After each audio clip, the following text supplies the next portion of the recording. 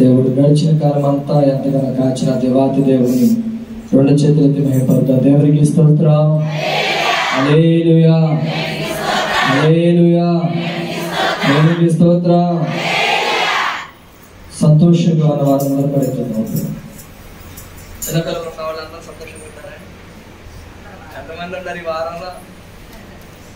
ఎంతో మంది ఉన్నారు చిన్నపిల్లలు ఉన్న వాళ్ళందరూ. ఎవరయ్యా అంటే అమ్మ ఓడి పడింది, అమ్మకు అందరం. ఏదేమైనా అందరినీ దేవుడు క్షేమంగా కాచిన చూద్దాం. ఈరోజు మీకు ఇచ్చేమో రేపొద్దున ప్రభు అందరికి ఇస్తాడు.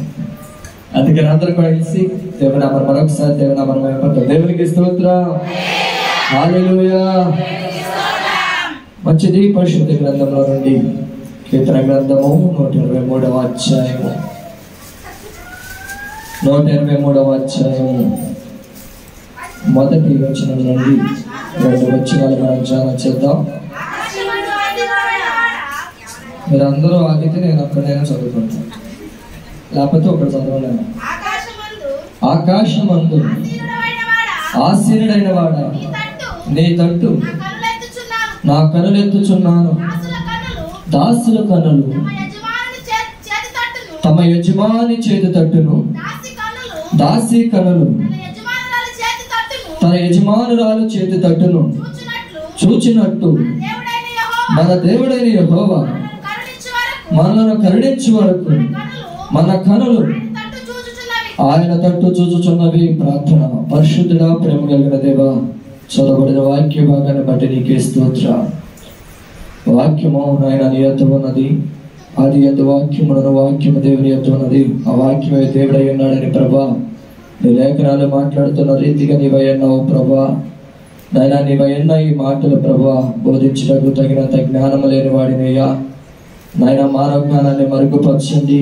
నీ దేన దాసుడిగా నీ పక్షముగా ప్రభా నిలబడి ఉండగా నన్ను నీ సులువుచాటున మరుగుపరిచి నా నోటికి బోరుగా నివ్వండి. నీవే మాట్లాడమని అడుగుచున్నాం ప్రభా. వినగలిగే చెవి, గ్రహించే హృదయాన్ని ఇక్కడ కుడి అన్న వారికి నీ అంత శబ్దం ద్వారా వింటున్న వారందరికీ మీరు దయచేయమని, వాక్యానుసారంగా జీవిస్తున్న ఎడల అడిగి పొందుకునే భాగ్యాన్ని మీరు దయచేయమని యేసయ్య అతి శ్రేష్టమైన నామములో అడిగి వేడుకొని పొందుకుని నామ తండ్రి, ఆమేన్. చదవబడిన వాక్య భాగంలో ఎవరు ఈ యొక్క వాక్యాన్ని రాస్తూ ఉన్నారా అంటే దావీదు రాస్తూ ఉన్నాడు. ఆయనకి ఎదురైన శ్రమల నుండి, ఆయనకి ఎదురైన బాధలన్నిటిలో నుండి, ఆయనకి ఎదురైన కష్టములన్నిటిలో నుండి, ఆయనకి ఎదురైన బాధలన్నిటిలో నుండి కూడా అనుభవిస్తూ దేవుని వైపు చూస్తూ రాసిన మాటలు ఇవి. ఏమంటున్నాడంటే, ఆకాశమందు ఆసీనుడై ఉన్నవాడా, నీ తట్టు నా కనులు ఎప్పుడు ఎత్తాడు, ఎన్ని సందర్భాలు ఎత్తాడో మనందరికీ తెలుసు. పదే పదే నేను అవన్నీ చెప్పడం కాదు కానీ, సౌలు చంపేయడనో, 600 మంది రాళ్ళు రుగాడనో, శత్రువులు వారి మీదకి వచ్చారనో, ఇవన్నీ మనకు తెలిసిన విషయాలే. అయినప్పటికీ దావీదు సంగతిని మనకు తెలుసు కనుక చెప్తూ ఉన్నా. నీ తట్టు నా కనులెత్తి చూచుచున్నాను. ఎవరి తట్టు చూస్తున్నాడంట? దేవుని తట్టు కనులెత్తి చూస్తూ ఉన్నాడు. ఆయన వైపు మాత్రమే కనులెత్తి చూస్తున్నాడు గనక ఆయన అంటున్నాడు, ఆకాశమందు ఆసీనుడైనవాడా, నీ తట్టు నా కనులెత్తి చూచుచున్నాను. దాసుల కన్నులు. ఎవరా దాసులు? ఇప్పుడు మనం దాసత్వం చేసినప్పుడు, అప్పుడు చేసాం, ఇప్పుడు కూడా కొంతమంది అలాగ చేస్తున్న వారు కూడా ఉన్నారు, లేకపోలేదు. ఏంటి దాసత్వం అంటే, నా చిన్నప్పుడు చాలా మాటలు వినేవాడిని. ఒక దగ్గర పాలేరుతనం చేస్తున్నప్పుడు వాడు పెట్టిన ఆహారాన్ని తిని వాళ్ళు చెప్పిందల్లా చేసేవాళ్ళు.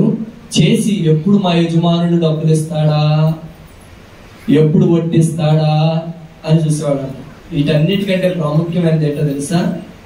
భోజనం చేసేటప్పుడు అంట ఎప్పుడు మామిడికి మొక్క పడిందా అని చూసేవాళ్ళంట. మా రామారావు స్టోరీ గుర్తుకొస్తుంది నాకు.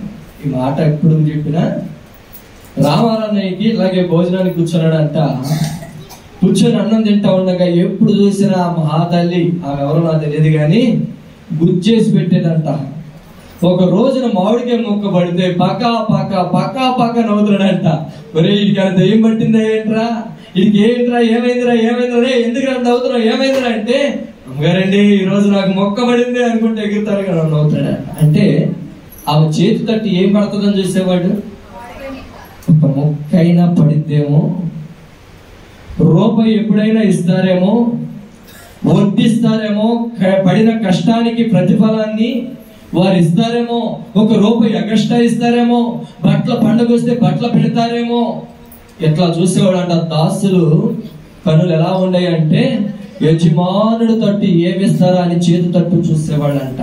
దావీదు అంటున్నాడు, దాసుల కనులు తన యజమాని చేతి తట్టును, దాసి కనులు తన యజమానురాలు చేతి తట్టును చూచినట్టు. అంటే పురుషుడేమో యజమానుడు తట్టు తిరుగుతాడు. ఎందుకంటే ఆ పురుషుడు పొలానికి వెంట పెట్టుకొని తీసుకెళ్తాడు, ఆ యజమానుడు తనే పని చేపిస్తాడు, ఆ యజమానుడే ఆ పురుషుడికి ఇస్తాడు.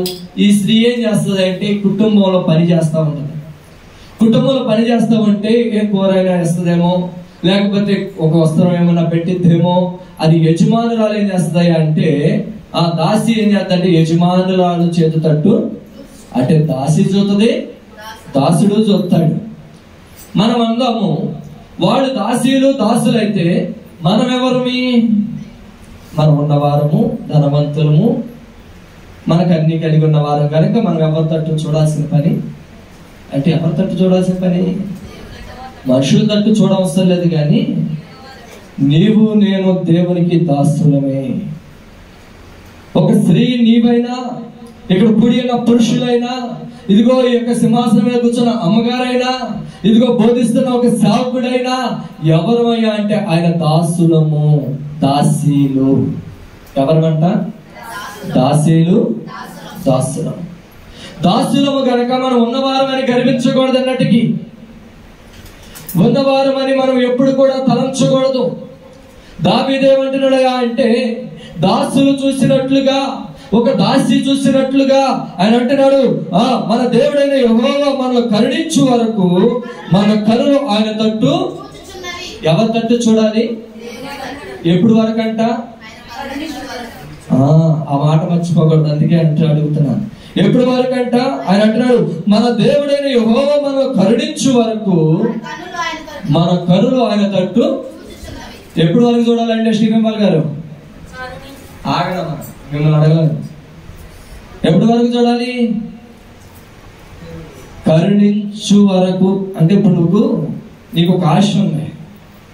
ఏంటి ఆ ఆశ అంటే, గొర్రెలు కొనుక్కోవాలి, మంద లేకపోతే నాకు పిచ్చెక్కిపోతుందనే ఆలోచన ఉంది. నువ్వు ఎవరి తట్టు చూడాలి? వాళ్ళు ఇస్తారేమో, వీళ్ళు సమకూరుస్తారేమో, ఇదిగో వాళ్ళు ఇస్తారేమో, లేకపోతే అప్పు చేసి తెచ్చుకుందాము అని కాదు నువ్వు చూడాల్సింది. ఎప్పటి వరకు ఎవరి తట్టు చూడాలి అంటే, యెహోవా కరుణించు వరకు ఆయన తట్టు మనము. కానీ పేతురు గారు ఎవరి వైపు చూడాలి? ఎవరి వైపు చూడాలి? ఆయన అడిగింది వేరు, మిమ్మల్ని అడిగేది వేరు. ఎవరి వైపు చూడాలి? దేవుని తట్టు చూడాలి. కరుణించు వరకు అని అంటున్నాడు. చూడండి, మన దేవుడైన యెహోవా మనల్ని కరుణించు వరకు మన కనులు ఆయన తట్టు చూచుచున్నవి. దావీదు ఏ సందర్భాల నుండి చూశాడో ఒక మాటను ధ్యానం చేసి ముందుకు వెళదాం. చూడండి, కీర్తన గ్రంథము 129వ అధ్యాయము 1వ వచనం. ఇశ్రాయేలీల కనులు, అమ్మా తను కూడా తిరుగుతానే, నేను కూడా ఇశ్రాయేల్ ఇట్లా నేను నా యవన కాలం మొదలుకొని. చాలండి, ఆగండి, ఇక్కడ మొదలు పెడదాం.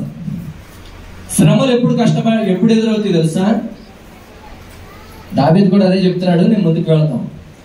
ఏమంటున్నాడు అంటే, దావీదు బాల్యకాలం వయసులో ఏమీ తెలియలేదంట దావీదుకి. ఈ రోజు నాకు తెలుస్తుందా? నీకు తెలుసమ్మ బాధలు ఏంటో, అప్పులు ఏంటో తెలుసా? అమ్మ తల్లి చూడు, మీకు అప్పులు తెలుసా? అప్పులు ఎట్లా తెలుసా తెలుసా? కష్టం ఏంటో తెలుసా? చిన్నపిల్లలకి ఏమైనా తెలుస్తుందండి? ఏమీ తెలియదు. బాల్యకాలము పుట్టిన మొదలుకొని యవ్వన కాలం వరకు వారికి ఏ కష్టం అనేది తెలియదు, బాధ అనేది తెలియదు, శ్రమ అనేది తెలియదు. అప్పులు ఉండి అంట, అప్పులు తీర్చాలంట అనేది మాత్రం తెలియదు. నాన్నగారు డబ్బులు తీసుకొచ్చాడు, ఈ డబ్బులు ఇట్లా లెక్కేస్తుంటే, మా ఇంట్లో ఎంత డబ్బు ఉంది. పిల్లలు ఏం చేస్తారు తెలుసా? మా నాన్న దగ్గర ఇన్ని డబ్బులు ఉన్నాయండి. ఆ నాన్నేమనుకుంటారంటే, ఈ డబ్బులకి ఇంకో 10 ఏళ్ళు జత చేస్తే ఒక 50,000 రూపాయలు అప్పు తెచ్చుకున్నామనే బాధ ఉంటుంది. ఈ పిల్లలు చూసిన వాళ్ళకి ఏమో బాధలు ఏంటో తెలియదు, చింత ఏంటో తెలియదు, కష్టం ఏంటో తెలియదు, ఇబ్బంది ఏంటో తెలియదు కనుక ఈ డబ్బులు చూడగా ఏమనుకుంటారంటే, అబ్బో మా నాన్న దగ్గర ఎంత డబ్బు ఉందిగా, యుద్ధానికి ఏమైంది, నాన్న రూపాయి లేవురా, అన్ని డబ్బులు పెట్టుకుని ఎవరంటావేంటి, లేవంటావేంటి. నేను అడిగానండి అందుకే చెప్తాను. అటువంటి నేను అడిగా మా తల్లిదండ్రుల్ని, డబ్బులన్నీ పెట్టుకొని డబ్బులు లేవంటావేంటి, ఎందుకయ్యా అంటారే, అవి అప్పు కట్టాలిరా, అవి అప్పు తీర్చాలిరా, వాటిని కట్టాలి కనుక ఆ రూపాయిని అట్లా కూడబెడుతున్నావురా అనేవాడు. డబ్బుల విషయాలు పిల్లలకి తెలియదు, బాధలు పిల్లలకి తెలియదు, కష్టం పిల్లలకి తెలియదు. ఎప్పుడు మొదలైన దావీదుకయ్యా అంటే ఆయన అంటున్నాడు, నా యవ్వన కాలమందు మొదలుకొని పగవారు నాకు అధిక బాధలు కలగజేయచ్చు వచ్చిరి. ఇక్కడ పగవారు అనే పక్కన పెడతాం, పగవారు అనేది మాట పక్కన పెట్టేద్దాం. అని అంటున్నాడు యవ్వన కాలము మొదలుకొని అంట. ఎప్పుడు మొదలుకొని? ఎప్పుడు వరకు? తాను వృద్ధాప్య వరకు, చనిపోయేంత వరకు కూడా బాధలు దావీదుకి పోలా. దావీదుకి ఎదురైన యవ్వన కాలంలో శ్రమ ఏంటో తెలుసు. యవ్వన కాలంలో చక్కగా గొర్రెలు కాసుకుంటూ ఉన్నప్పుడు, బాలుడై ఉండగా 18 సంవత్సరాలు 19 సంవత్సరాల వయసులో గొలియాతును చంపాడు. యవ్వన కాలం వచ్చింది. ఆ యవ్వన కాలంలో స్టార్ట్ అయినవి దావీదుకి వృద్ధాప్యం వయసులో కూడా శ్రమ తప్పలా. అప్పుడు సౌలు రాజు చంపాలని చూస్తే వృద్ధాప్యం వయసులో అబషలోము, తమ కుమారుడైన అబషలోము ఎప్పుడు వరకు తప్పినాయి అంట. అయ్యా నా మాట జాగ్రత్తగా ఏనండి, మన అందరూ పడుతున్న బాధలే, అందుకు చెప్తున్నా. ఆయన అంటున్నాడు ఆ వృద్ధాప్యం యవ్వన కాలం మొదలుకొని ఆయనకి ఎదురైన శ్రమలు వృద్ధాప్యం వరకు ఉంటూనే ఉన్నాయి. పిల్లలకు ఇప్పుడు తెలియదు కానీ వాళ్ళు యవ్వన కాలం వచ్చిన తర్వాత వాళ్ళకి మొదలవుతాయి బాధలు, వాళ్ళకి యవ్వన కాలం వచ్చిన తర్వాత వాళ్ళకి మొదలవుతాయి కష్టాలు, వాళ్ళ యవ్వన కాలం వచ్చిన తర్వాత వాళ్ళకి మొదలవుతాయి శ్రమలు. ఎందుకనయ్యా అంటే ఆ శ్రమలను బట్టి, ఆ బాధలను బట్టి మనం కృంగిపోతా ఉంటాం. నాకైతే చిన్నతనంలో 5వ తరగతిలోనే మొదలైంది. నేను ఎవరి కాలం దాకా కూడా దేవుడు ప్రభు ఎందుకు ఉంచలేదు తెలుసా? ఎందుకు ఉంచలేదా అంటే ప్రభు నన్ను చిన్నతనం నుండి నలుపుతూ, ఆయన కష్టముతో నలుపుతూ, బాధతో నలుపుతూ, చెమటతో నలుపుతూ, ఏడుపుతో నలుపుతూ, అనేకమైన వ్యాధులు పెట్టి మడాపాయ ఛాయల నుండి బ్రతికిస్తూ సజీవుడిగా నిలబెట్టింది ఎందుకో తెలుసా? ఆయన పని చేసి అనుభవంతో చెప్పడానికి నన్ను నా బాల్యకాలం నుండి నలపడం మొదలు పెట్టాను. మా నాన్నగారు 150 రూపాయలు బస్ పాస్ ఇవ్వడానికి లేవనేవాడు. సబ్బులన్నీ తీసుకొచ్చేవాడు, డబ్బులు తీసుకెళ్లి వాళ్ళ అక్కడికి స్థలాలు కొనడానికి ఇచ్చాడు, వాళ్ళ చెల్లెళ్ళు ఇల్లు కొనుక్కోవడానికి ఇచ్చాడు, వాళ్ళకి అన్నింటికి ఇచ్చాడు. కానీ నా బస్సు ఛార్జీలకి ఒక 150 రూపాయలు ఇవ్వడానికి లేవనేవాడు. పోరా సైకిల్ వేసుకుని పోరా, ఒక సైకిల్ కొని ఇచ్చాడు. ఆ సైకిల్ వేసుకొని గన్నవరం తొక్కుంటే వెళ్ళి బస్సుతో పందెం పెట్టుకునేవాడిని. ఈ బస్సు గన్నారం చేరే లోపల నేను గన్నారం చేరాలని, ఇది ఇటుకుండా వెళ్తే నేను మల్లపాడుకుండగా వెళ్ళిపోయి బస్సు కంటే ముందు అక్కడ గన్నారం ఉండేవాడు. అట్ట తొక్కుంటా వెళ్ళి తెన్నేరు ప్రాంతాలు అన్ని తిరిగి సైకిల్ మీదే ప్రయాణం. నా తండ్రి నన్ను బాల్యకాలం 7-8 తరగతుల నుంచే సైకిల్ ఒకటి అప్పగించి పంపించాడు. ఎందుకు చెప్తున్నానంటే ప్రభువు యవ్వన కాలము నుండే శ్రమలు పెట్టేది ఎందుకు? యవ్వన కాలంలోనే దావీదుకి శ్రమలు మొదలైనవి, యవ్వన కాలంలోనే బాధలు మొదలైనవి, యవ్వన కాలంలోనే కష్టం మొదలైంది. యవ్వన కాలం నుండి కూడా దావీదు ఎవరి తట్టు చూశాడయ్యా అంటే, ఎవరి తట్టు చూశాడు? మనం ఎవరి తట్టు చూడాలి? ఇప్పుడు ఎవరి బలం ఉంది కదా, ఎవరి శక్తి ఉంది కదా, నేను సంపాదిస్తా, నా సంపదే, నా కష్టమే, నా బలమే. నీ బలమైనా నీ కష్టమైనా, నిన్నగాక మొన్న 2 రోజుల క్రితం జరిగిన సంఘటన మనం జ్ఞాపకం చేసుకుంటే, లండన్ వెళ్ళి బోర్డు సంపాదించవచ్చు. లండన్ వెళ్ళి బోర్డు సంపాదించవచ్చు.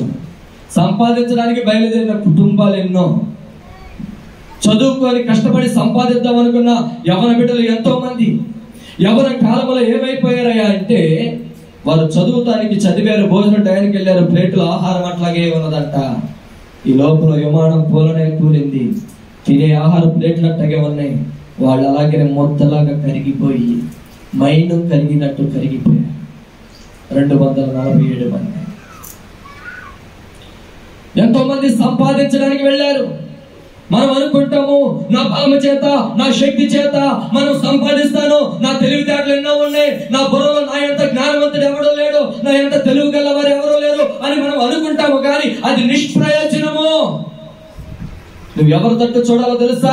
నీకు ఎంత జ్ఞానం ఉన్నా, నువ్వెంత తెలివి గలవాడువైనా, నువ్వెంత ఆస్తిపరుడువైనా, నువ్వేది సంపాదించాలనుకున్నా, ఏది సాధించాలనుకున్నా ఎవరి తట్టు చూడాలి అంటే దేవుని తట్టు. నువ్వు దాసి కన్నులు దాసిరాల తట్టును, యజమానురాల తట్టును, దాసుడు కన్నులు యజమానుడు తట్టు చూసినట్లుగా మన కన్నులు దేవుని తట్టు చూడాలి. మన కన్నులు దేవుని తట్టు చూసేవారిగా ఉండాలి. అలా చూస్తూ ఉన్నప్పుడే దేవుడు ప్రభు కార్యాన్ని చేస్తాడు. యవన కాలంలోనే ఎదురవుతాయి ఎన్నో తట్టుకోలేని పరిస్థితులు. కొంతమంది యవన కాలంలో అప్పుడు వరకు బాగానే ఆ పిల్లలు ఎవ్వరు ఏమన్నారు. కొంచెం యవన కాలం వచ్చింది అనుకోండి, ఈ పిల్లవాడు వెళ్ళి ఆ పిల్లతో మాట్లాడాడు అనుకోండి, ఏదో బుక్స్ కోసమే మాట్లాడుతున్నాడు. ఏమండి అబద్ధాల సంగతి పక్కన పెడితే, వెళ్ళమ్మా నాకు దగ్గర గైడ్ లేదు, లేకపోతే నా దగ్గర బుక్స్ లేవు, నీ బుక్స్ ఇవ్వు నాకు అని ఒక పురుషుడు వెళ్ళి ఒక స్త్రీని అడిగాడు అనుకోండి. వాళ్ళిద్దరూ మాట్లాడుకోవడం చూస్తూ ఉన్నా దూరం నుండి మనం చూస్తున్న వాళ్ళు ఏం చేస్తారా అంటే వేసేస్తారు నింద, వారి మీద మోపేస్తారు నింద. ఏమంటారంటే ఏంటి రోజు వెళ్తున్నాడు, ఆడేదో కొనుక్కోవడానికి డబ్బు లేక ఆడు వెళ్తున్నాడు. యవన కాలంలో స్టార్ట్ అయ్యే ప్రారంభమైంది అదే. ఇక యవన కాలంలో ఏ విధంగా ప్రారంభమవుతాయి అంటే ఆ అవమానాల్లోనే యవన కాలంలో చేసే మాటను బట్టి, నడిచే నడవడికను బట్టి ఇక నిందలు వేయడం మొదలవుతుంది. అక్కడ కష్టపడడం మొదలు పెడతారు. కన్నీళ్ళకి ధారాళంగా కారిపోతా ఉంటాయి. ఏ తప్పు నేను చేయకుండా, ఏమి చేయకుండా నా మీద ఎందుకు నిందలు మోపుతున్నారు, అపనిందలు మోపుతున్నారని ఆ బిడ్డ ఏడుస్తూనే ఉంటది. అక్కడ మొదలైతే ఆ కష్టమనేది. ఎవరి బిడ్డలు తప్పు చేయకుండా మనుషులు ఏం చేస్తారంటే బురద దుద్దుతా ఉంటారు, జల్లుతా ఉంటారు.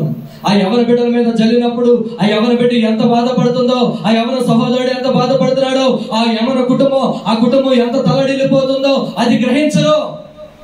వాళ్ళ కోసం పోయి అలాగే కనపడ్డారనుకో, ప్రభా వారి పాపంలో శాపంలో పడిపోనియద్దయ్యా, నీ కృపారేఖల చోట్ల భద్రపరచాయని ప్రార్థన చేయడం మానేసి తల్లులు ఏం చేస్తారా అంటే నిందల మోపడం ప్రారంభిస్తారు. అయ్యా కనికత్వాన్ని కృపలో భద్రపరచయ్యా, ఆ బిడ్డ యవన కాలంలో ఉంది, పడిపోనియద్దు, జారిపోనియద్దు అని ప్రార్థన చేయరు. ఇక ఒక మాట మాట్లాడితే చాలు, దానికి ఇక మనవాళ్ళు కాయ కాసిందంటే, పువ్వు పూసిందంటే కాయ కాసిందంటారు. అందుకనే దేవుని యొక్క వాక్యం సెలవిస్తూ ఉంది, యవన కాలమందు నా యవన కాలము మొదలుకొని భగవారు నాకు అధిక బాధలు కలగచేయచ్చు వచ్చింది. ఏం చేస్తున్నారంట? అధిక బాధలు. ఆయన వృద్ధాప్యం వరకు అంటున్నాడు. వృద్ధాప్యం వరకు కూడా బాధలు కలగజేస్తూనే ఉన్నారు. బాధలు కలుగుతూనే ఉంటే ఏదో ఒక సమస్య, అప్పుల బాధ, బలహీనత, లేకపోతే రుణాల సమస్యలతో ఎరకో, లేకపోతే బలహీనత స్వస్థపరచబడకో, ఏదో ఒక సమస్య ఉన్నప్పుడు ఎవరి తట్టు చూడాలి అంటే మనుషుల తట్టు చూడకూడదు, కొండల తట్టు చూడకూడదు, కానీ నువ్వు దేవుని తట్టు నువ్వు చూడాలి. దేవుని తట్టు చూసే బిడ్డగాని ఉండాలి, దేవుని తట్టు చూసేవారిగాని ఉండాలి. యవన కాలం మొదలుకొని వృద్ధాప్యం వరకు శ్రమలు కలుగుతూనే ఉంటాయి. కానీ ఆ శ్రమలలో ఏం చేయాలి అంటే దేవుణ్ణి మనం వెతకాలి. అందుకని అంటున్నాడు, చూడండి కీర్తన గ్రంథం 125వ అధ్యాయము 15వ వచనం, 125వ అధ్యాయము 15వ వచనం, 125. నా కనుదృష్టి ఎల్లప్పుడు యెహోవా వైపునకే తిరిగి ఉన్నది. ఎప్పుడునంట ఆయన కనుదృష్టి ఎల్లప్పుడు అనంట ఎవరి వైపు తిరిగి ఉందంట? దావీదు అన్ని శ్రమలు వచ్చినా విడిపించబడ్డానికి కారణాలు చెప్తున్నా. యవన కాలం మొదలుకొని బాధపడుతూనే ఉన్న దావీదు చెప్తున్నాడు, నా యవన కాలంలో నేను దేవుని తట్టే తిరిగా, నా కష్టాల్లో దేవుని తట్టే తిరిగా, బాధల్లో దేవుని తట్టే తిరిగా, ఇబ్బందుల కొలువులో దేవుని తట్టే తిరిగా, మరణము సంభవించినప్పుడు నేను దేవుని తట్టే తిరిగా. నా కన్నులు ఆయన వైపే చూసిని, నా స్నేహితుల వైపు కూడా తిరిగి చూడలేదు. ఒకనొక సందర్భంలో అంట, ఒకసారి స్నేహితుల తట్టు చూస్తే ఎవరినో కూడా కానరాలేదంట. స్నేహితుల తట్టు చూసేటంట, ఒకవేళ ఉన్నారేమో అని చూస్తే ఎవరు కూడా కానిరానంత దూరం వెళ్ళిపోయారంట. అందుకనే దావీదు అంటాడు, నేను ఎల్లప్పుడూ, ఒక్కసారి అన్నాడా, ఇందాక ఏమన్నాడు, యవ్వన కాలము మొదలుకొని, అప్పుడు దాదాపు ఏ వయసు ఉండొచ్చు, వృద్ధాప్యం వచ్చేసినప్పుడే మాట్లాడతారు, అయ్యా మా అక్క అంటది, అయ్యా నేను చిన్నతనం నుండి కష్టపడ్డాను, ఈ చేత్తోనే పని చేశాను, ఈ చేత్తోనే ప్రార్థన చేశాను, ఈ చేత్తో. మీరు కూడా ఏమంటారు, యవ్వన కాలం నుండి కష్టాలే తప్ప ఇంతవరకు సుఖం అనేది నాకు లేదంట. ఇంతవరకు పిల్లల వల్ల సుఖం లేదు, తల్లుల వల్ల సుఖం లేదు, భర్త వల్ల సుఖం లేదు. ఎంతమంది అంటారు, మా అమ్మ అంటే నిన్ను కట్టుకున్న కానుండి ఏ రోజు, ఇంతకుముందు అనేది గొడవ అయితే, నిన్ను కట్టుకున్న కానుండి ఏ రోజు సుఖం లేదు. నవ్వేవాడయ్యా, నవ్వితే నీ నవ్వంతా ఇష్టమేనయ్యా, నీ నవ్వంతా ఇష్టమేనయ్యా, నీ నవ్వంతా ఇష్టమేనయ్యా, నువ్వు ఆ రోజు మొదలు నిన్ను కట్టుకున్న కానుండి సుఖమే లేదు నాకనేది. ఎందుకంటే ఆ మాటలు ఇప్పుడు గుర్తుకొద్ది, ఆయన దాటిపోయాడుగా, అందుకే చెప్తున్నా. ఆయన అట్టగే తిట్టేవాడు, అట్టగే కోప్పడేవాడు, అట్టగే నవ్వి మళ్ళీ పూజ చేసేవాడు. అందుకని అనేది, నీకు ఎప్పుడు నవ్వుతావో ఎప్పుడు తిరుగుతావు, దారిలో వెళ్తా ఉండగానే ఏదో మర్చిపోయింది అనుకోండి, ఈ తిడతం ప్రాంతం మొదలు పెట్టేవాడు, ఆ ప్రయాణం అయిపోయేదాకా తిట్టేవాడు. అందుకని మా అమ్మనే తీసుకొచ్చేసి, నీ నవ్వంతా ఇష్టమేనయ్యా, ఎప్పుడు నవ్వుతావో తెలియదు, ఎప్పుడు తిడతావో తెలియదు, పుట్టు చేసుకున్న కాడు సంతోషమే సుఖమే లేదయ్యా, ఆ దాకా ఏదో అంటే ఆమె జీవితమే కాదు, మనందరి జీవితాలు అలాగే మాట్లాడతాం. ఎవరి కాలం నుండి కష్టపడుతూనే ఉన్నాం కానీ ఎవరి కాలం నుండి శ్రమలు బాధలు ఎప్పుడు సుఖం అనేది లేదయ్యారు. నాకు సుఖం అనేది నాకు నా జీవితంలో చూడలేదయ్యారు. ఒక్క రోజు కూడా సుఖంగా అనుభవించిన రోజు లేదయ్యారు, సుఖంగా పడుకున్న రోజు లేదయ్యారు. ఇప్పుడు కాలంలో వాళ్ళు పడుకుంటున్నారు. ఇప్పుడు కాలంలో వాళ్ళు ఏం చేస్తారంటే, కొంచెం పడుకుందును, ఇంకా కొంచెం కునికేదని అనుకుంటా కాళ్ళు ముడుచుకొని 7, 8, 9 దాకా పడుకుంటున్నారు. ఇప్పుడైతే ఒకప్పుడు కాలంలో ఆ సమయాలు లేక ప్రతి దినము ఉదయాన్నే 5 గంటలకు లేచి పని చేయడం ప్రారంభిస్తే రాత్రి 9, 10 అయిపోయేది. అప్పుడు తిని పడుకుంటే మరలా ఉదయాన్నే లేవడం, మరలా పని చేయడం. ప్రభు ఎంత సుఖాన్ని ఇచ్చాడే అంటే, తల్లిదండ్రులు చేసిన ప్రార్థన, పెద్దలు చేసిన ప్రార్థన ఈ రోజు మనకి సుఖాన్ని ఇచ్చాడు. అందుకని ఏమంటున్నాడు అంటే, నేను ఎల్లప్పుడూ నా కష్టం, నా కనుదృష్టి ఎల్లప్పుడూ యెహోవా వైపునకే తిరిగి ఉన్నది. ఎప్పుడు ఎవరి వైపు తిరిగి ఉందంట? దేవుని వైపే తిరిగి ఉందంట. ఒక్కసారి కూడా మనుషుల వైపు తిరగలేదంట. ఒక్కసారి కూడా తల్లిదండ్రుల వైపు తిరగలా. ఒక్కసారి కూడా తన సహోదరులు 7 ఉన్నారు, ఆ 7 వైపు తిరిగి చూడలా. ఒక్కసారి కూడా ఆయన ఎవరి తట్టు చూడాల, స్నేహితుల తట్టు చూడాల. దావీదంట, ఎల్లప్పుడూ నా కన్నులు యెహోవా వైపే తిరిగి ఉన్నది. ఎల్లప్పుడూ దేవుని వైపు తిరిగి మనం చూడాలి, ఎల్లప్పుడూ దేవుని వైపే చూడాలి. యవ్వన కాలం మొదలుకొని అని రాసినప్పుడు దావీదు పరిస్థితి ఏంటయ్యా అంటే, వృద్ధాప్యానికి వచ్చేసాడు. కీర్తన 121 అంటే మనం చదివిన వాక్యాలు 123, 124, 125 ఈ 150 అధ్యాయాలు మొత్తం ఎప్పుడు రాసినాయి అంటే వృద్ధాప్య వయసులో రాసినవి. వృద్ధాప్య వయసులో దావీదు రాసినవి, వృద్ధాప్య వయసులో దేవుని గణపరిచినవి, వృద్ధాప్య వయసులో దావీదు మాట్లాడుతున్న మాట, నా యవ్వన కాలం మొదలుకొని అప్పటి నుండి ఎన్నో బాధలు నాకు కలిగి ఉన్నాయి. నేను యెహోవా తట్టే నేను చూస్తూ ఉన్నా. దాసుడు చూసినట్లుగా, దాసి చూసినట్లుగా నేను యెహోవా తట్టే నేను చూస్తూ ఉన్నా. ఆయన కరుణించే వరకు నేను చూస్తూ ఉన్నా, ఆయన కనికరించే వరకు చూస్తూ ఉన్నా, ఆయన విడిపించే వరకు చూస్తూ ఉన్నా, ఆయన తప్పించే వరకు చూస్తూ ఉన్నా, ఆయన నన్ను నిలబెట్టే వరకు చూస్తూ ఉన్నా. ఎప్పుడు వరకు? ఒకసారి సమూయేలు వచ్చి సౌలు దగ్గర నుండి సౌలుని ఒక మాట మాట్లాడాడు, నీ యొద్ద నుండి రాజ్యం తీసివేయబడుతుంది అన్నాడు. అయిపోయింది. దావీదు దగ్గరికి వెళ్ళి అభిషేకం చేశాడు. అభిషేకం చేయగలిగిన దావీదు ఏమనుకోవాలి? మనమైతే మిమ్మల్ని అభిషేకం చేయగలిగిన ఏమనుకుంటావు తెలుసా?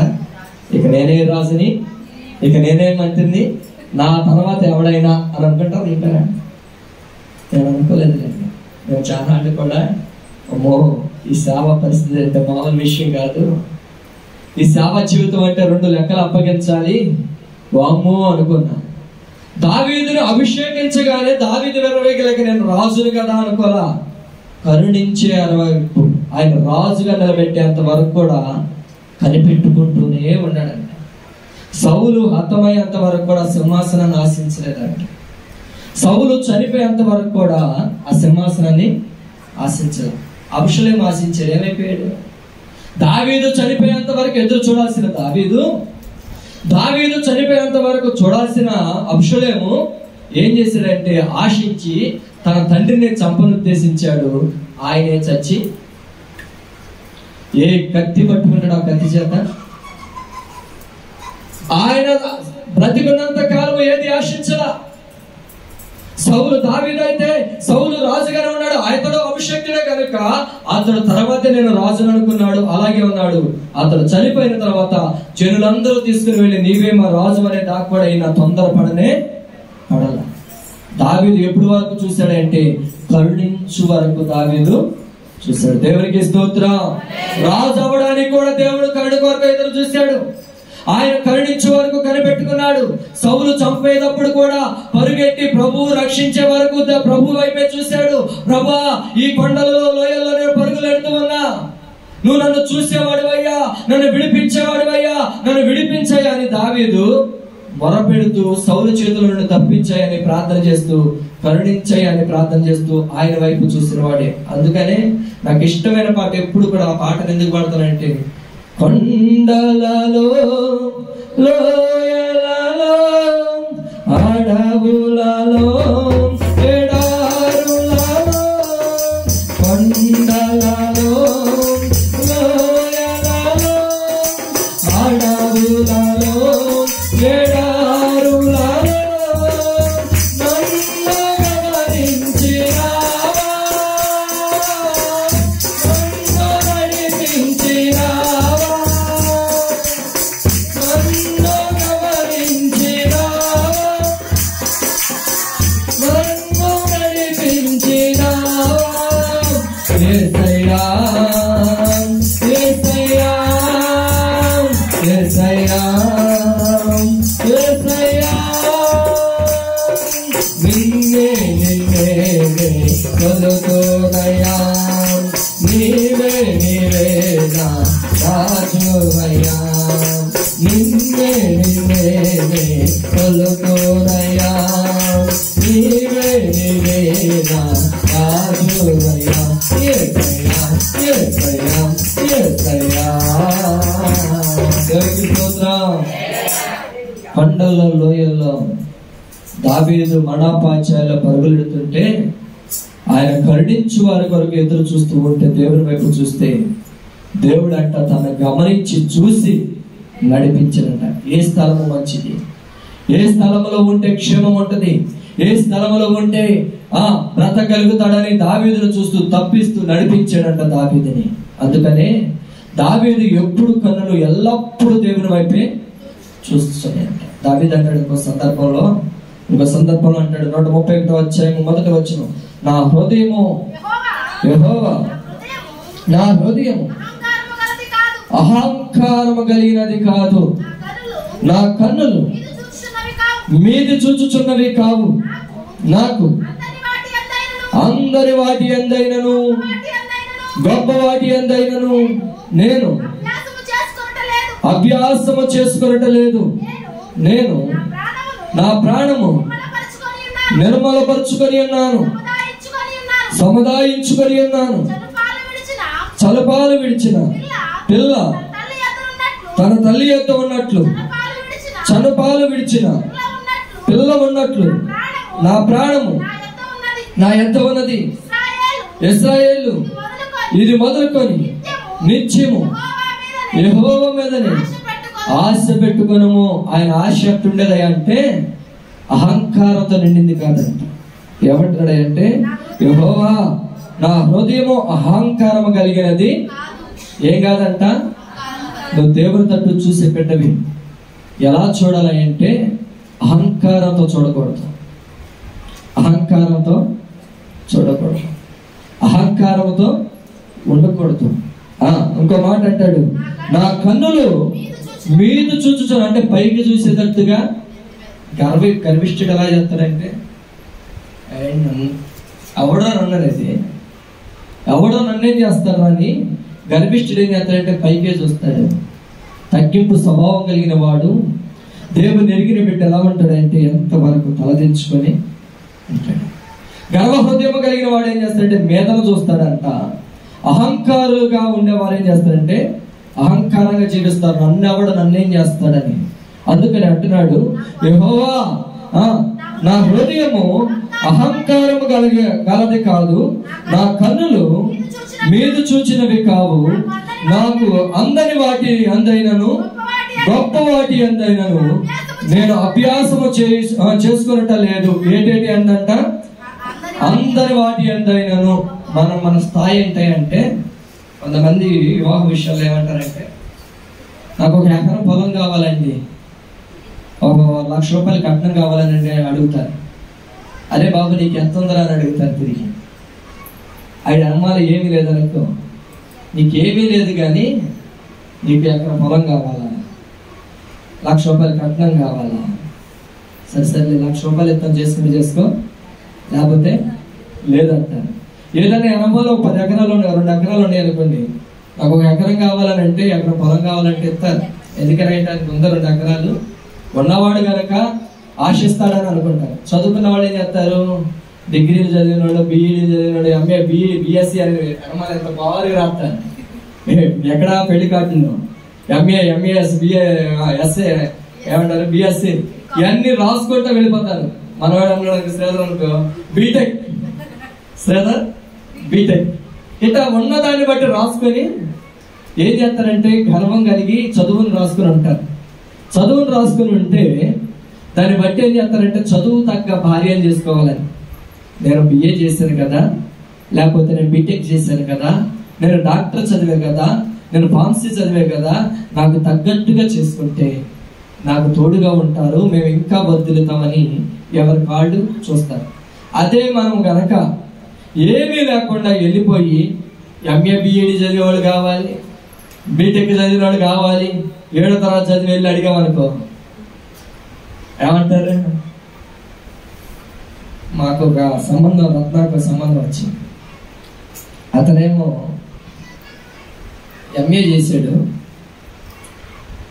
బంధువే చూడడానికి. మరి వాళ్ళైతే ఇసాయి గారి తరపు నుండి వాళ్ళ అన్నయ్య గారి కొడుకు ఎలాగో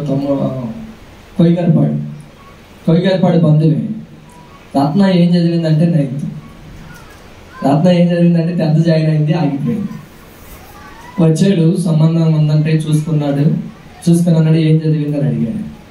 ఏం చదివిందని అడిగితే అయ్యా 10th చదువుతా ఆపేసాము అని చెప్పి, సరేనండి మళ్ళీ వెళ్ళిన తర్వాత ఫోన్ చేస్తామని చెప్పారు. వెళ్ళిన తర్వాత ఫోన్ చేయాలా, ఏం చేయాలి, సరే బాయ్ అనుకున్నాం వదిలేసి. తర్వాత నేను మరొక సంబంధానికి వెళ్ళాను.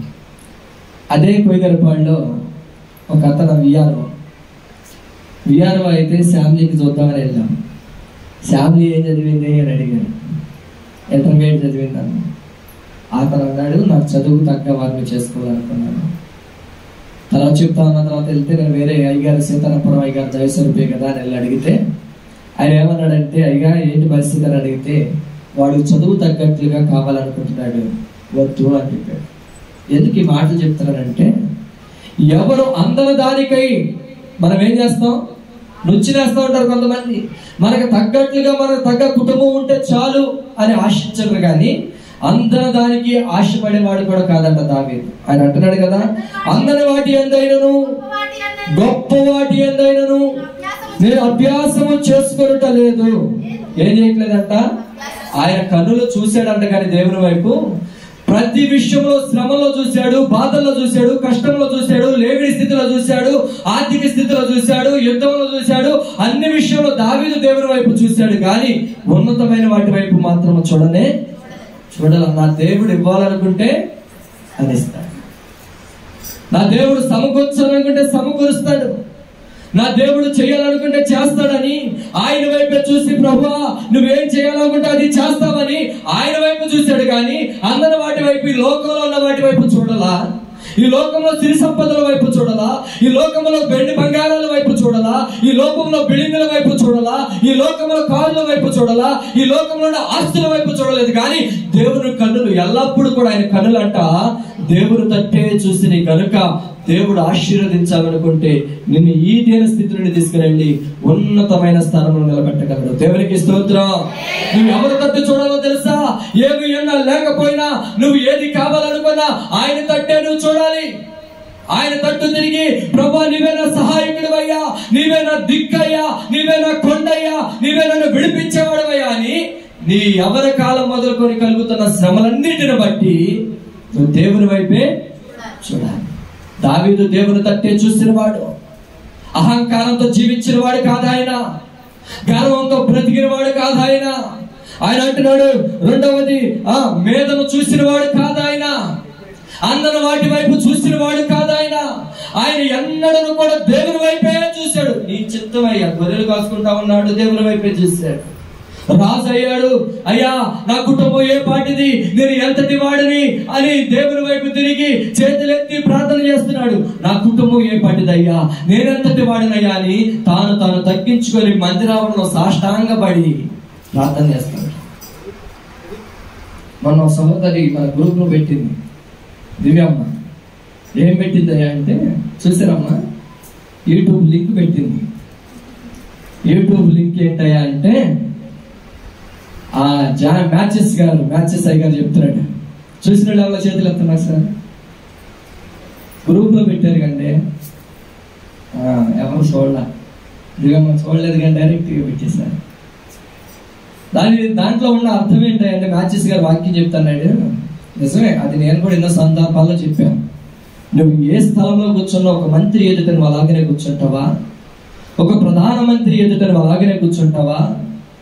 ఆయనకంట కోపం వచ్చి అనిపించిందంట మా మ్యాచెస్ గారికి, రోకల బండ తీసుకొని కాలు మీద కాలు వేసుకున్నాడు, ఎరగొట్టాలనిపించేదంట. ఆయన చెప్పిన మాట నేను కాదు, ఆయన అన్న మాట దాంట్లో పెట్టాడు. దేవుని ఎదుట, ప్రధాన యాజకుడి ఎదుట నువ్వు ఎలా కూర్చుంటావు? ఆయన ఈ యొక్క దేశానికి ప్రధానమంత్రి ఒక మోడీ గారు అయితే, ప్రపంచ దేశాలకు ప్రధానమంత్రి ఎవరయ్యా అంటే మన దేవుడైనా యెహోవా. మన దేవుడైన యెహోవా మన ఎదుట ప్రధానుడయ్యండి, ఆయన సింహాసనం మీద ఆసీనుడయ్యండి, ఆయన నీతో మాట్లాడుతూ, ఆయన నీతో పరవశిస్తూ, ఆయన నిన్ను సరిచేస్తూ, ఆయన నీ బ్రతుకును సరిచేస్తూ, ఆయన నీ జీవితాన్ని సరిచేస్తూ ఆశీర్వదించాలని చూస్తున్నప్పుడు మనం ఎలా ఉండాలి?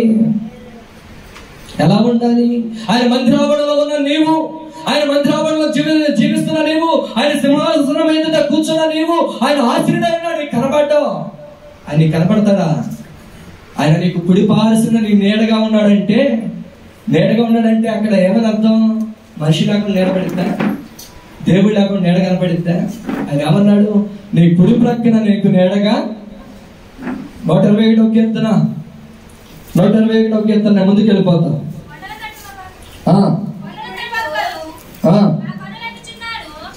యెహోవా నిన్ను కాపాడేవాడు, నీ కుడి ప్రక్కన యెహోవా నీకు నీడగా ఉండును. ఆయన ఎక్కడ ఉంటాడంట? ఈ మందిరమే కాదు, ఎక్కడున్నా ఆయన సన్నిధి అనగానే ఆయన మోకరించే ప్రార్థన చేసే ప్రతి స్థలం ఆయన సన్నిధి అయిపోతుంది. కాబట్టి ఆయన దేవాలయంలో నువ్వు మొరపెట్టు, ఆయన ఆలయంలో మొరపెట్టు, ఆయన సన్నిధిలో మొరపెట్టు. ఎక్కడ మొరపెట్టాను నువ్వు ఎలా ఉండాలో తెలుసా? వంగే మోకాలిగా ఉండాలి.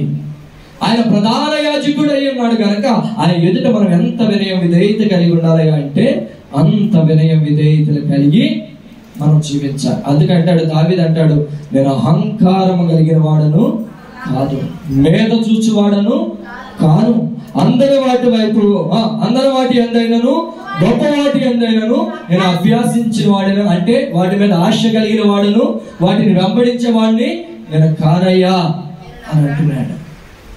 వాటిని అంగీకరించి అభ్యాసించేవాడైతే దావీదుకి వెండి బంగారపు వజ్రాలతో నిండిన కిరీటము తగిలించగానే, తనకు రాజ్య వస్త్రాలు ధరించగానే సింహాసనం మీద కూర్చొని ఇక నా ఎంతటి వాడు లేడని కాలు మీద కాలేసుకుని అలాగనే కూర్చునిండేవాడు, దిగేవాడు కూడా. కానీ ఆయన అభ్యాసం లేనివాడు కనుక ఆయన సింహాసనాన్ని కూడా విడిచిపెట్టి వచ్చి ఎక్కడ కూర్చున్నాడు తెలుసా?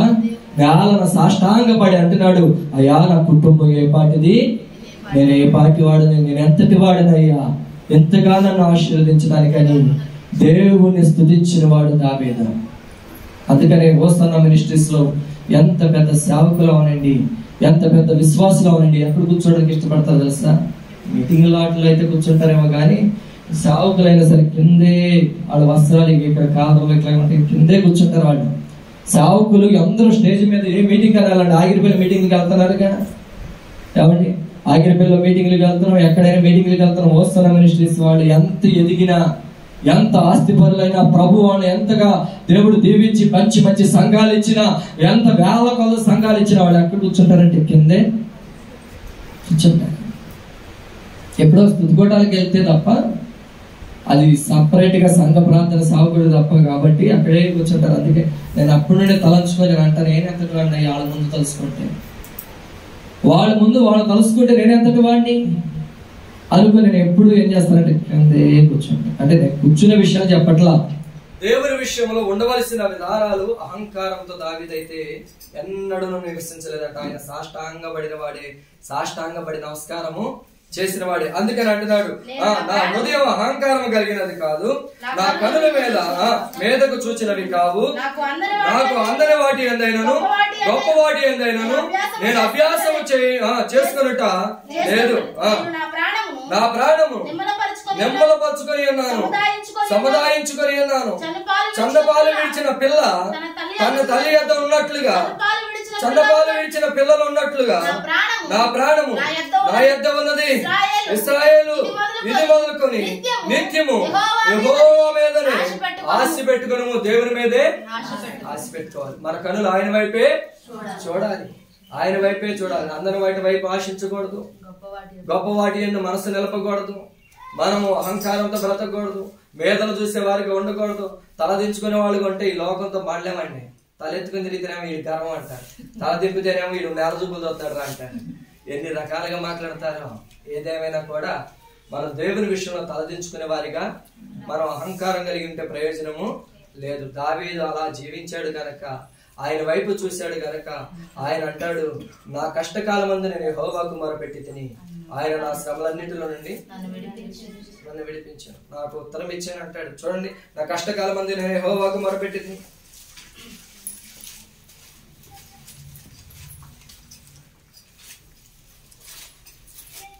శ్రమలో అతడు నాకు మొరపెట్టగా నేను అతనికి ఉత్తరం కాదమ్మా. 107వ అధ్యాయము 19వ వచనం.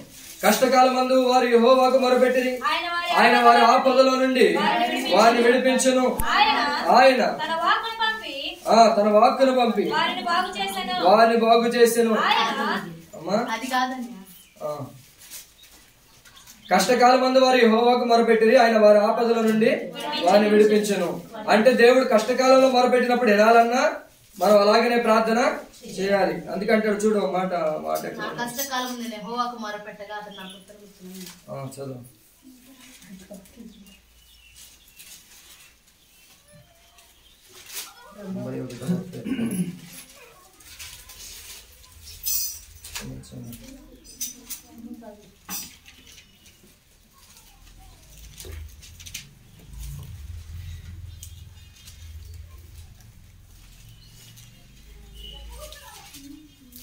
అతడు నేను మొరపెట్టగా నేను అతనికి ఉత్తరం ఇచ్చి తిరిగి శ్రమలో నేను అతనికి తోడయిందును.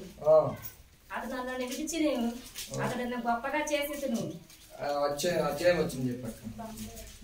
91కి 91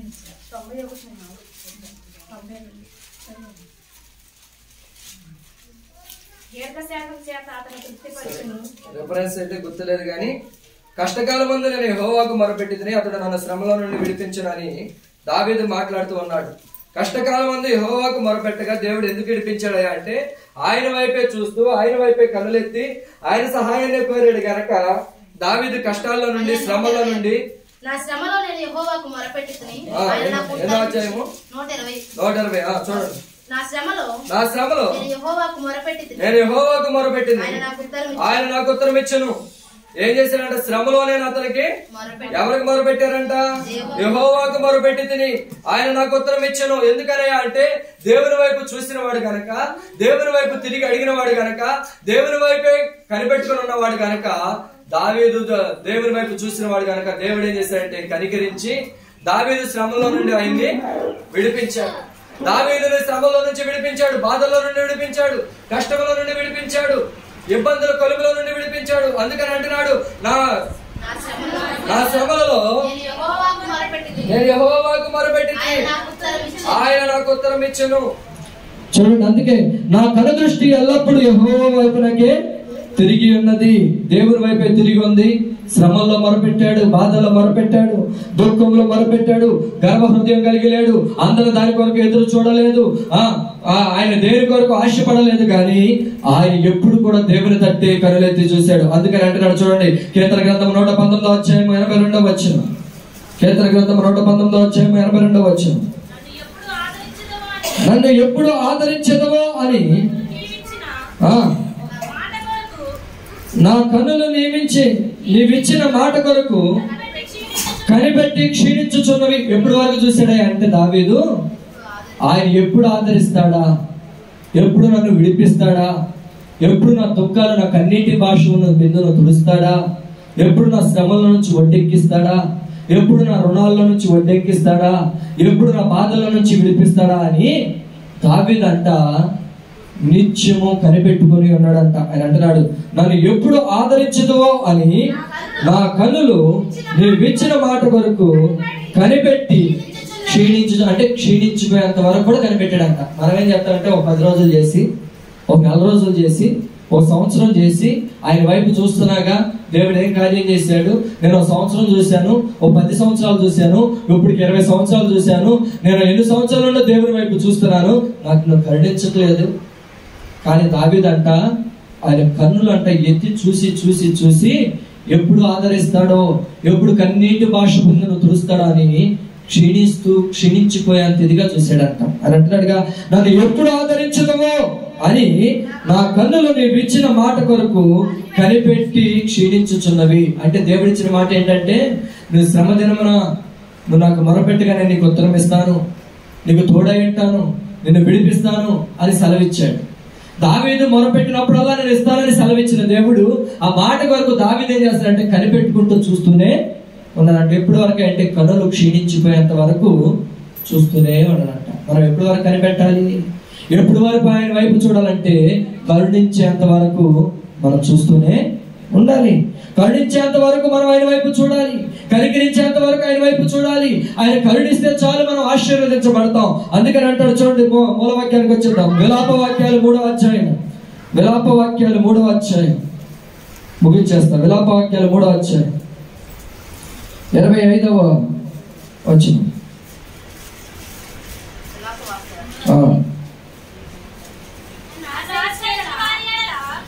నన్ను ఆశ్రయించిన వారి ఎడల యెహోవా దయాళుడు, తన వెదుకు వారి ఎడల ఆయన దయచూపువాడు. నరులు ఆశ కలిగి యెహోవా అనుగ్రహించు రక్షణ కొరకు ఓపికగా కనిపెట్టుట మంచిది. ఎప్పుడెప్పుడయ్యా అంటే దేవుని వైపు చూడాలి. దావీదులాగా కనులు మనం ఆయన వైపు చూడాలి, ఓపికతో కనిపెట్టాలి.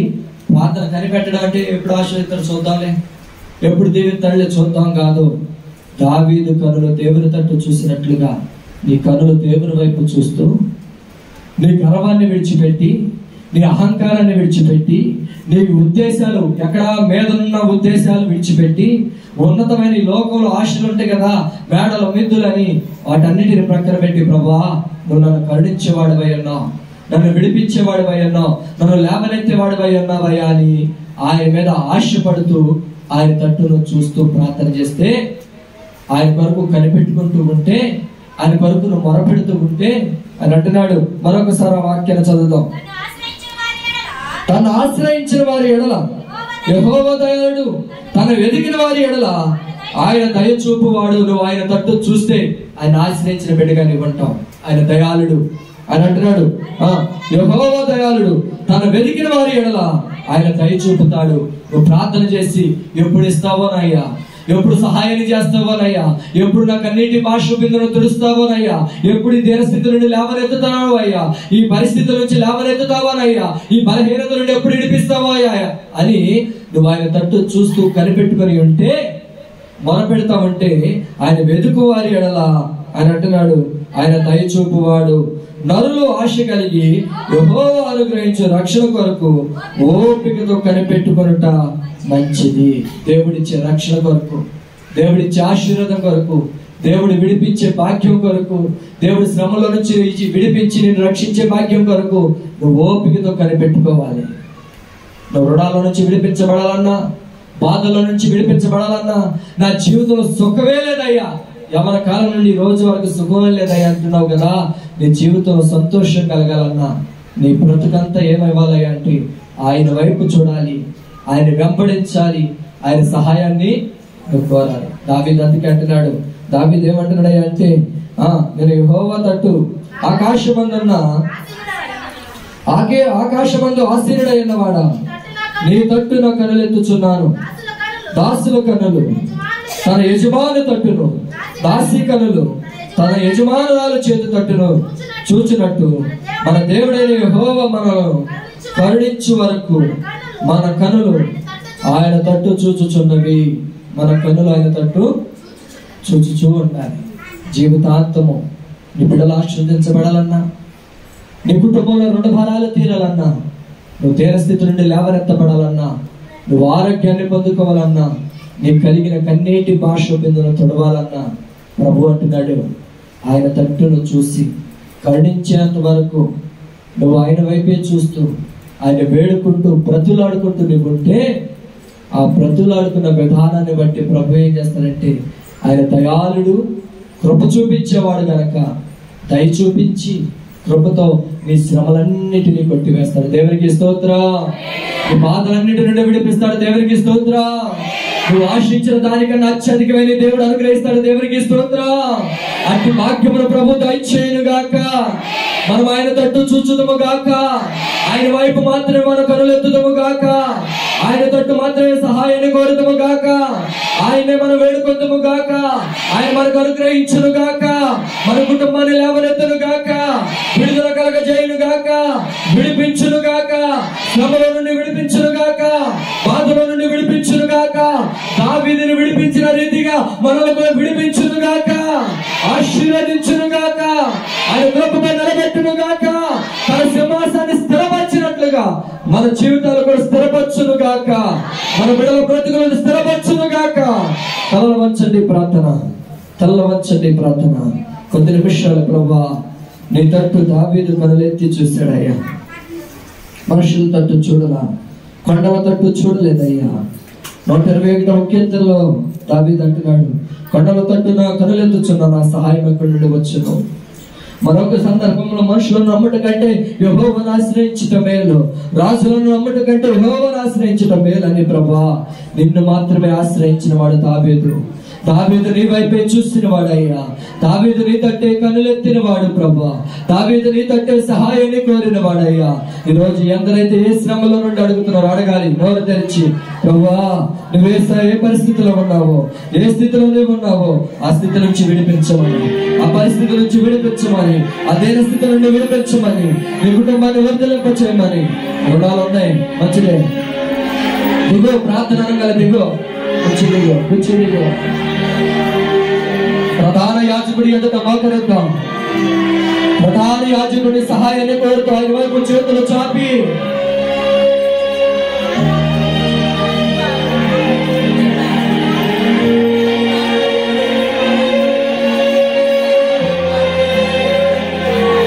నా వైపు కాదు చేతులు చాపండి. ప్రపంచానికి ప్రధానమైన రాజులకు రారాజు అయిన దేవుడి వైపు చేతులు చాపుతున్నాం. ఆయన దగ్గర ఏమీ కొదువు లేదు, ఆయన దగ్గర ఏమీ కొదువు లేదు. దావీదు గారి చేతులు ఎత్తు, దావీదు గారి చేతులు ఎత్తాలి.